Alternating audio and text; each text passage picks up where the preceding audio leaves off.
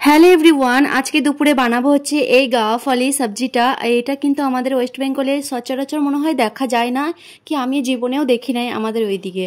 এখানে পাঞ্জাবে এসে আমি এই সবজিটা চিনেছি, আর এটা আমরা খাই, খেতে বেশ ভালোই লাগে। যেমন বিনস হয় না, বিনসের মতনই, বাট এটা একটু একটু তেতো, ঠিক আছে, কিন্তু এমনভাবে রান্না করা হয় বেশ খেতে ভালো লাগে। রুটি, পরোটা, ভাত সব দিয়ে কিন্তু ভালো লাগে খেতে। আর এই সবজিটা আমি কীভাবে বানাচ্ছি সেটা আপনাদের সঙ্গে শেয়ার করছি। প্রথমে এই তো আমি ভালো করে ধুয়ে এভাবে ছোট ছোট করে কেটে নিচ্ছি। আরও বড় বড় সাইজেরও কাটা যায়, আমি এই ছোট ছোটোভাবেই পছন্দ করি।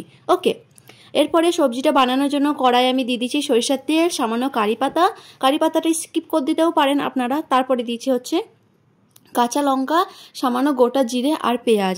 এখন এগুলো ভালো করে একটু লালচে লালচে করে ফ্রাই করার পর এদিকে আমি দিয়ে দিচ্ছি হচ্ছে ছোলার ডাল, যে রোস্টেড ছোলাটা হয় সেই ছোলার ডালটা দিয়ে দিচ্ছি। তারপরে দিয়ে দিচ্ছি হচ্ছে সামান্য নারকেল কুচিটা আপনারা স্কিপ করতে পারেন।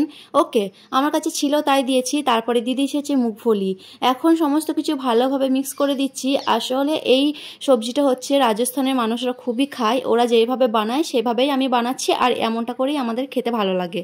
ওকে, সমস্ত কিছু ভালো করে ভাজার পর এরপরে সামান্য বেসিক মশলা দিয়ে দিচ্ছি, হলুদ গুঁড়ো, জিরে গুঁড়ো, ধনিয়ার গুঁড়ো, ঠিক আছে।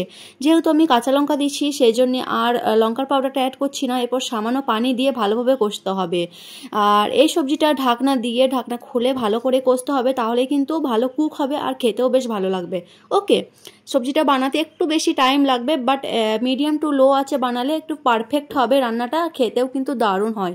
ওকে, ওইদিকে আলুগুলো অ্যাড করে দিয়েছিলাম, আমি একটা আলু দিয়েছিলাম ছোট, তো আলুটা দিয়ে ভালোভাবে কষিয়ে ঢাকনা দিয়ে দিয়েছিলাম। তারপরে ঢাকনাটা খুলে গাওয়া ফলিগুলো অ্যাড করে দিয়েছি। গাওয়া ফলি অ্যাড করে দেওয়ার পর ভালোভাবে কষিয়ে নিয়েছি, সামান্য পানি দিয়ে আরও একবার ঢাকনা দিয়ে দিয়েছিলাম।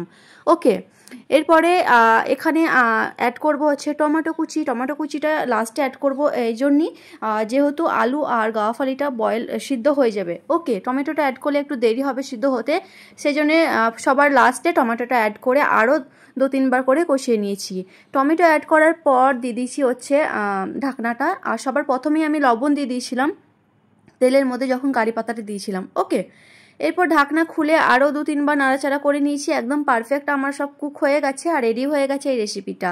সবার লাস্টে দিয়ে দিয়েছি আমার বাগানের ফ্রেশ ধনিয়া পাতা। ওকে, ধনিয়া পাতাটা আপনারা দিতেও পারেন কি স্কিপ করতে পারেন, ছিল আমি তাই দিয়েছি। ওকে, ধনিয়া পাতা, নারকেল আর কারি পাতাটা স্কিপ করতেও পারেন। ওকে, এই তো আমার ফাইনাল লুক। কেমন লাগলো আমার এই সবজি রেসিপিটা অবশ্যই জানাবেন, আর এটা রুটি পরোটার সাথে দুর্দান্ত লাগে খেতে। ঠিক আছে, বাই, টেক কেয়ার, আল্লাহ হাফিজ, দেখা হচ্ছে পরের ভিডিওতে।